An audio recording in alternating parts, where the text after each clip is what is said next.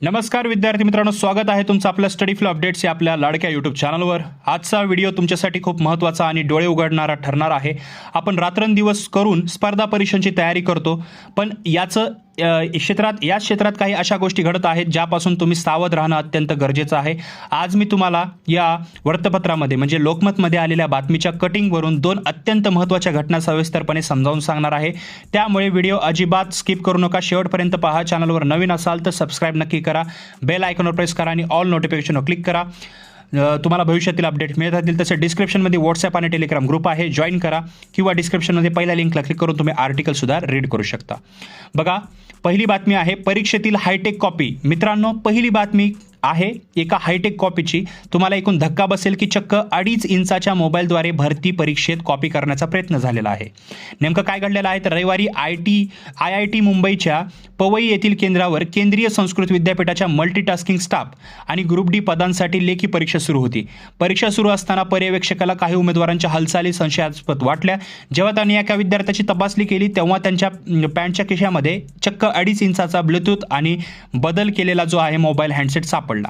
पवई पोलिसांनी या प्रकरणी हरियाणामधील 25 ते 30 वयोगटातील 4 जणांना अटक केलेली आहे। जप्त केलेल्या मोबाईलमध्ये फक्त 700 रुपयाचा असून त्यात फक्त कॉलिंगची सुविधा होती। आता विचार करा, परीक्षा केंद्रात जॅमर असताना आणि कडक सुरक्षा असताना हा हँडसेट आत गेलाच कसा, याचा तपास आता पोलीस करत आहेत।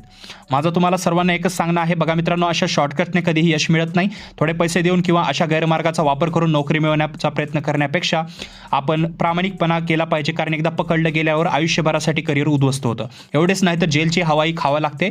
त्यामुळे फक्त आणि फक्त आपल्या कष्टावर आणि प्रामाणिक अभ्यासावर लक्ष ठेवा। दुसरी बातमी काय आहे तर बघा, नोकरीच्या नावाने फसवणूक। आणि आता दुसरी ती तितकीच गंभीर बातमी आहे। ही बातमी नवी मुंबई महापालिका जी आहे त्या भरतीच्या नावाने होणाऱ्या फसवणुकीची आहे। काही भामटे राज्यातील उमेदवारांना बनावट ईमेल पाठवत आहेत।